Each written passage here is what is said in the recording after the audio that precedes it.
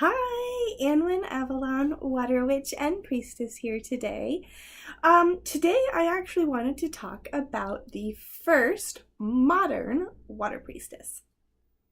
Now, she did not consider herself to be the first modern Water Priestess. I am giving her that particular name and title for this video, and the reason being is because she has inspired so many water priestesses and sea priestesses that I felt we should have a talk about her and her work.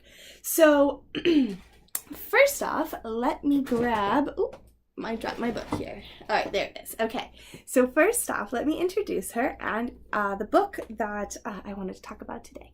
So let me introduce you to the first water priestess in the modern period, and that is Dion Fortune. Dion Fortune was born December 6th in 1890, and she lived until January of 1946.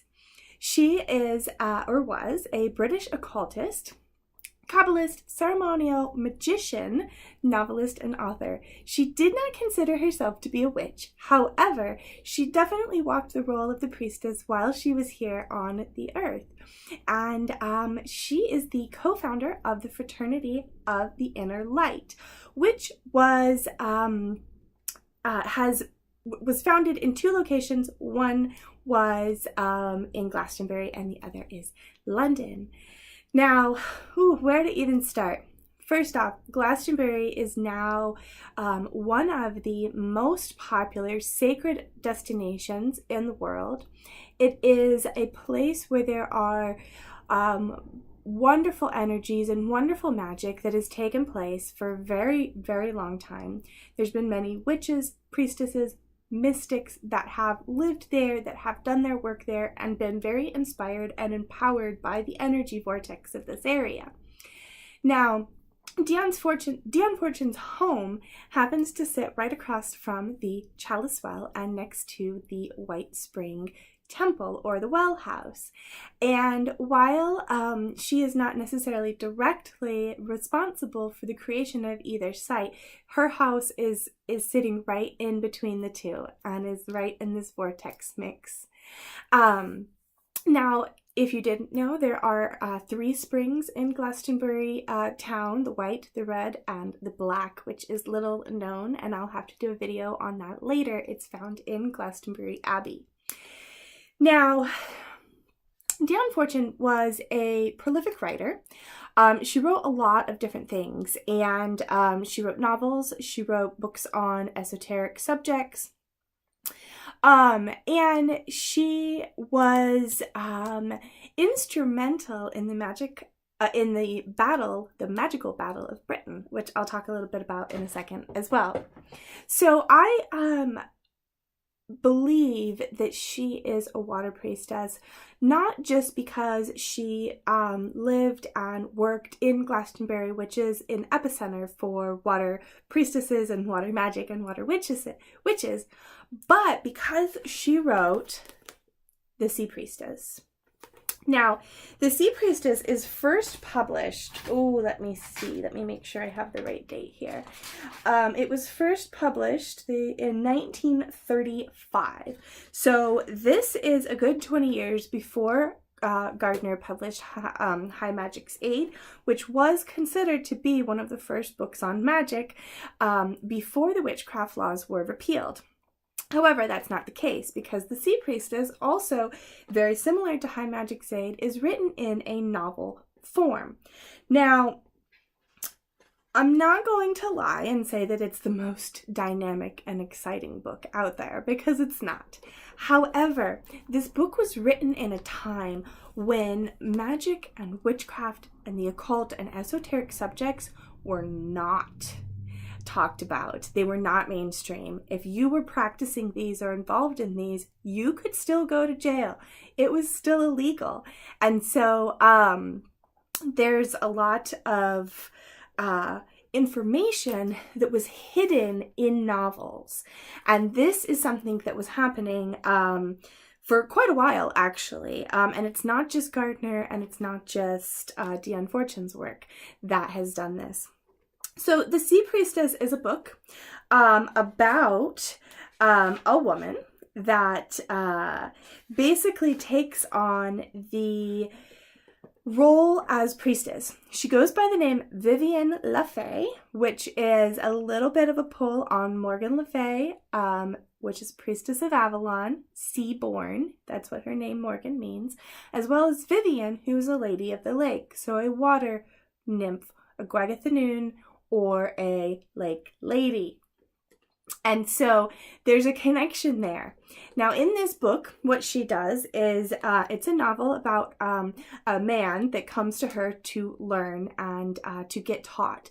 And she instructs him on life and certain esoteric subjects, and she gives him instructions on what to paint and what to gather. And these are the tidbits of information that she's hidden in there.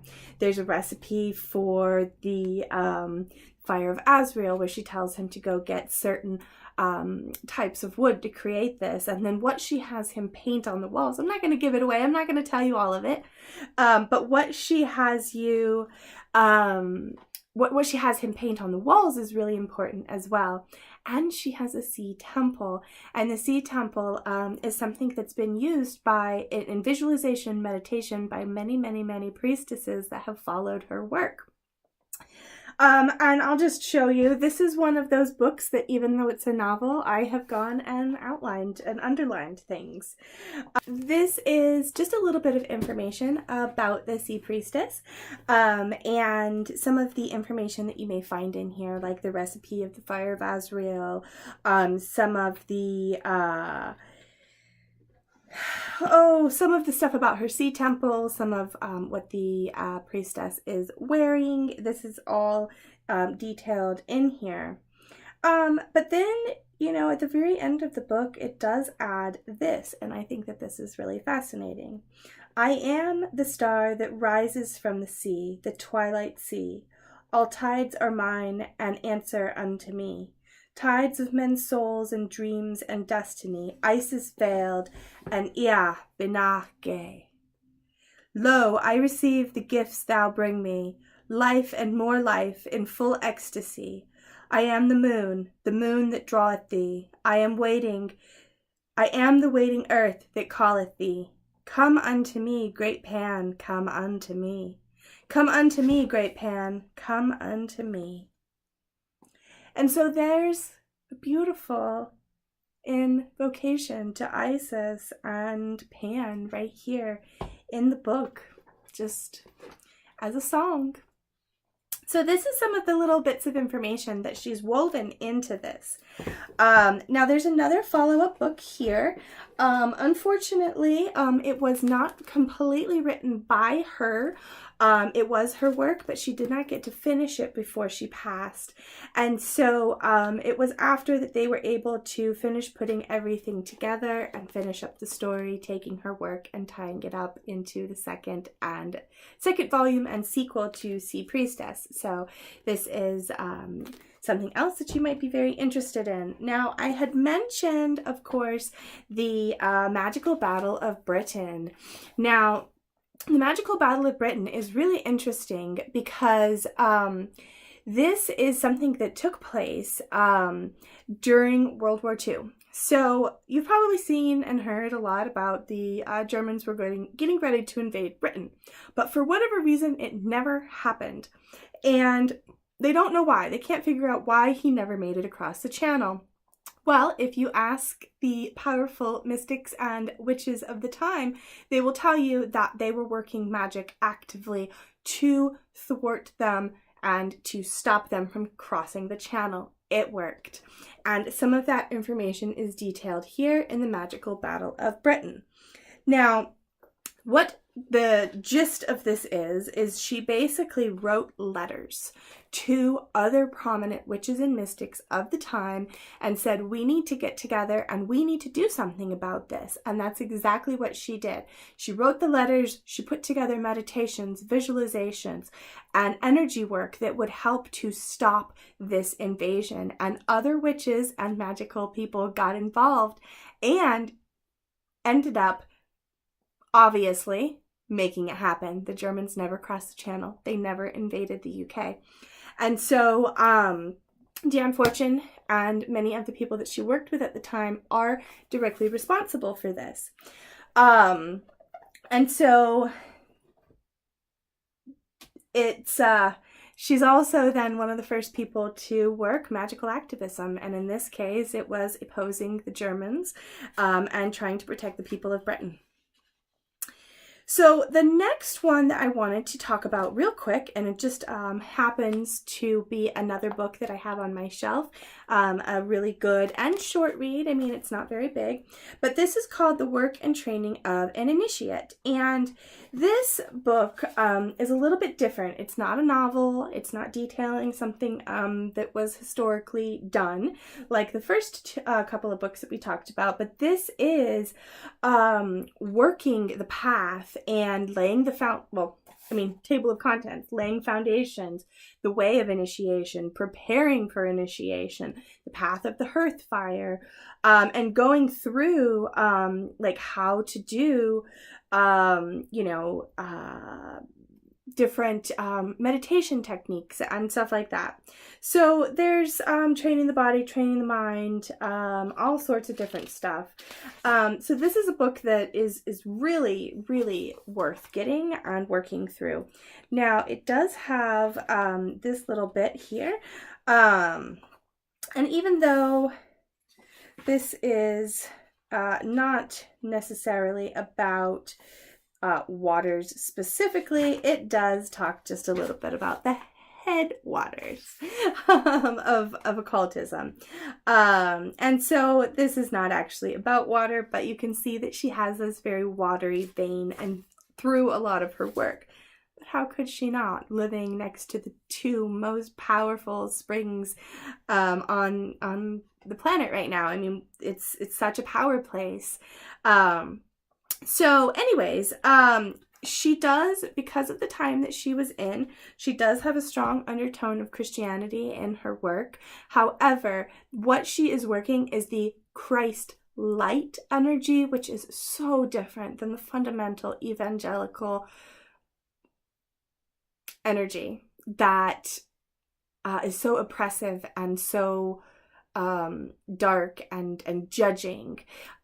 She works the energy of the Christ light. And of course, with Isis and having a connection to Isis, there's a little bit of a connection there with the Gnostic Magdalene texts and that as well. So a little bit of a tie, I guess. Anyways, this was just a quick introduction into Dion Fortune, some of her work, and some of the information about her and why I consider her to be the first modern water priestess.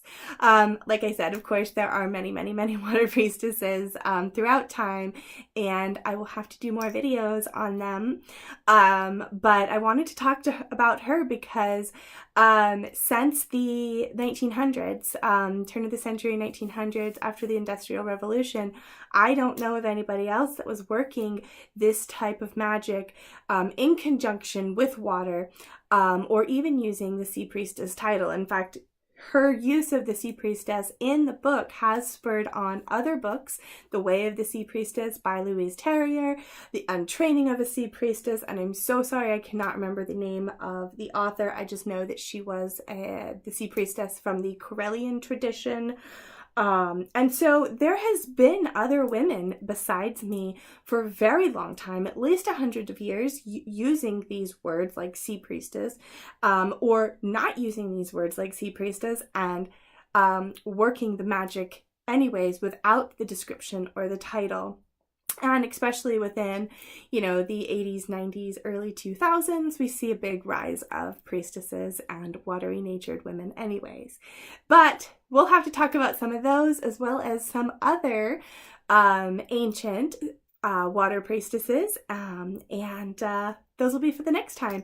So please check out the information on my websites, waterpriestess.com and waterwitchcraft.com, and make sure that you subscribe to my channel so you can be the first to know about more watery witchcraft and water priestess videos. Thank you so much for joining me. Don't forget to subscribe. Bye. See you next time.